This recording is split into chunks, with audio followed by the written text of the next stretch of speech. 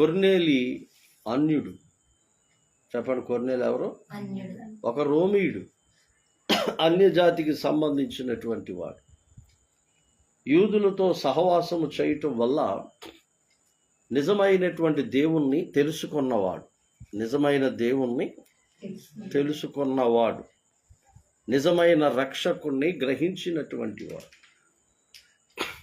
ఇతడు కైసరయ అనేటువంటి ప్రాంత నివాసి. ఈ కైసరయ ఎక్కడుందంటే యెరూషలేముకి 100 కిలోమీటర్లు దూరంలో ఉంది. ఇతడు శతాధిపతి, అంటే 100 మంది మీద అధిపతి, అధికారి. ఈయన చేతి కింద 100 మంది సైనికులు ఉంటారన్నమాట. ఈ కొర్నేలికి మంచి లక్షణాలు ఉన్నాయి. అందులో మొదటి లక్షణం ఏంటంటే భక్తిపరుడు. రెండో లక్షణం ఏంటంటే భయభక్తులు గలవాడు. మూడో లక్షణం ఏంటంటే ప్రార్థన చేసేవాడు. నాలుగో లక్షణం ఏంటంటే 22 నీతిమంతుడు. ఐదో లక్షణం ఏంటంటే దేవునికి భయపడేవాడు. ఆరో లక్షణం ఏంటంటే మంచి పేరు పొందినవాడు. ఇతనికి మంచి లక్షణాలు ఉన్నాయి. అయితే ఇతనిలో ఉన్నటువంటి ఈ 6 లేదా 7 లక్షణాల్లో ఒక లక్షణాన్ని మనం ధ్యానం చేద్దాం. అదేంటంటే ఇతను దేవునికి భయపడువాడు. దేవునికి ఏమయ్యాడట? భయపడ్డాడు. ప్రభువుకి భయపడ్డాడు. జీవము కలిగిన దేవునికి ఏమయ్యాడు? భయపడ్డాడు. అంటే ఇతని నుంచి మనం ఏం నేర్చుకుంటామంటే దేవునికి భయపడడం నేర్చుకోవాలి. కొర్నేలు నుంచి మనం ఏం నేర్చుకోవాలంటే దేవునికి భయపడాలి. దేవునికి అనగా యేసు ప్రభువుకి మనం భయపడితే, ఓకేనా, జీవము కలిగిన ప్రభువుకి మనం భయపడితే మనం తప్పు చేయలేం, మనం నేరం చేయలేం, మనం వాక్య విరుద్ధంగా ప్రవర్తించలేం. అర్థమైందా? మరి తెలిసి అబద్ధం ఆడలేం, తెలిసి ఎవరిని మోసం చేయలేం. ఈ రోజుల్లో యేసు ప్రభుని నమ్ముకున్న వాళ్ళు చాలామంది ఉన్నారు, కానీ యేసు ప్రభుకు భయపడే వాళ్ళు లేరు. అందుకని మీరు రోమా పత్రిక చదివితే 3వ అధ్యాయాన్ని మీరు చదివితే 18వ వాక్యం, వారు కన్నుల ఎదుట దేవుని భయము లేదు. అంటే ఈరోజు మన కన్నుల ఎదుట దేవుని భయము లేదు అన్నాడు. నిజమే, చాలామంది జీవితాల్లో దేవుని భయం లేదు. ఒకవేళ మన కంటికే కనుక దేవుని భయం ఉంటే మనము చూడకూడని వాటిని చూడం.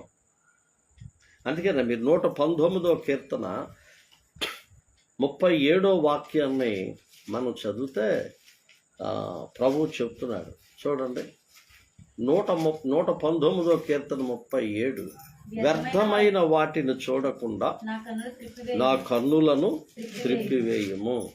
వ్యర్థమైన వాటిని చూడకుండా నా కన్నులు తిప్పేయి. నా కన్నులు తిప్పే ప్రభువా. నేను వ్యర్థమైన దాన్ని ఏం చేయకూడదు? చూడకూడదు. అంటే వ్యర్థమైన దాన్ని చూస్తున్నాము అంటే మనకు దేవుని భయం లేదు. వ్యర్థం అంటే ఏంటి? పనికిరానిది, అంతే కదా. వ్యర్థం అంటే ఏంటి? వేస్ట్ గాడు అంటారంటే పనికిరానివాడు. ఆడ వల్ల రూపాయి కలిసి రాదు, రూపాయి కలిసి రాదు, వేస్ట్ అన్నమాట. అలాగే వ్యర్థమైన దాన్ని చూడకుండా, అంటే పనికొచ్చేదాన్ని చూడండి. పనికొచ్చే ఏంటి? ఎడ్యుకేషన్ గురించి కొన్ని యూట్యూబ్లో చెప్తారు, చూడండి, అవి పనికొస్తాయి. దైవ సేవకులు ఎంతోమంది దేవుని వాక్యం చెప్తారు, చూడండి, అవి పనికొస్తాయి. ప్రార్థన ఎలా చేసుకోవాలో చెప్తారు అనుభవనీయులు, అది పనికొస్తుంది. కానీ పనికిరాని కొన్ని ఉంటాయి, అవి మనం చూడకూడదు. అర్థమైనయా? కానీ కొన్ని ఉంటాయి, అవి మనం చూడకూడదు. అపవిత్రమైనవి కొన్ని ఉంటాయి, అవి మనం చూడకూడదు. మన ఆత్మీయ జీవితాన్ని పాడు చేసేవి కొన్ని ఉంటాయి, అవి మనం చూడకూడదు. అందుకే దావీదేమంటాడు, వ్యర్థమైన వాటిని చూడకుండా, అర్థమైందా? వ్యర్థమైన వాటిని చూడకుండా నా కన్నులను త్రిప్పే అంటున్నాడంటే అర్థం ఏంటి? మనం తిప్పుకోలేమని అర్థం, అదే కదా. చూడకుండా మనం ఉండలేమని అర్థం. కానీ దేవుని భయం ఉంటే అప్పుడు మనం చూడకుండా ఉండగలుగుతాం. కాబట్టి దేవునికి భయపడితే లాభం ఏంటి? దేవుని భయం మనలో ఉంటే మనకేంటి ప్రయోజనం అని అంటే, పరిశుద్ధ గ్రంథంలో ఈ మాట మనం చదువుతాం. చూడండి, పరిశుద్ధ గ్రంథంలో ఆది కాండము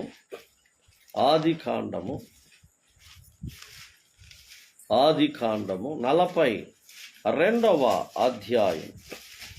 ఆది కాండంలో 42వ అధ్యాయం ఒకసారి చూద్దాం. యోసేపు దేవునికి 18, ఆది కాండం 42:18. 3వ దినమున యోసేపు వారిని చూచి, నేను దేవునికి భయపడువాడను, మీరు బ్రతుకున్నట్లు దీన్ని చేయుడి. మీరు యథార్థవంతులైతిరా. చాలు. నేను దేవునికి భయపడువాడు. ఎవరు చెప్తున్నారు? యోసేపు చెప్తున్నాడు. ఎవరికి చెప్తున్నాడు? అన్నలకు చెప్తున్నాడు. ఏమని చెప్తున్నాడు? నేను దేవునికి భయపడువాడు.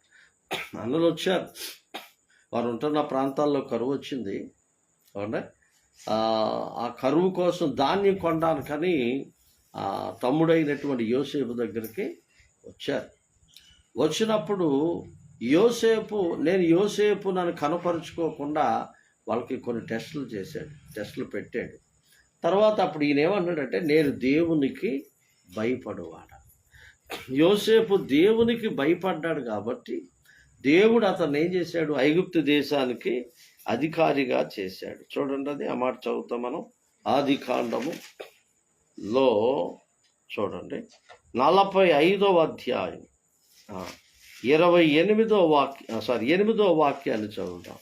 45:8. కాబట్టి దేవుడే గాని మీరు నన్ను ఇక్కడికి పంపలేదు.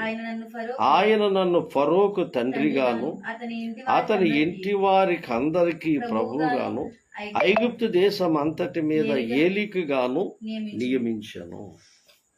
అదైనా కాబట్టి ఈ యోసేపు ఎప్పుడైతే దేవునికి భయపడ్డాడో, చెప్పండి, ఏం చేశాడట? ఫరో ఇంటికి ఆయన నన్ను ఫరోకు తండ్రిగా, ఫరో అంటే ఐగుప్తు దేశం అంతటికి కూడా రాజు. ఆ రాజు ఇంటికి దేవుడు ఏం చేశాడు?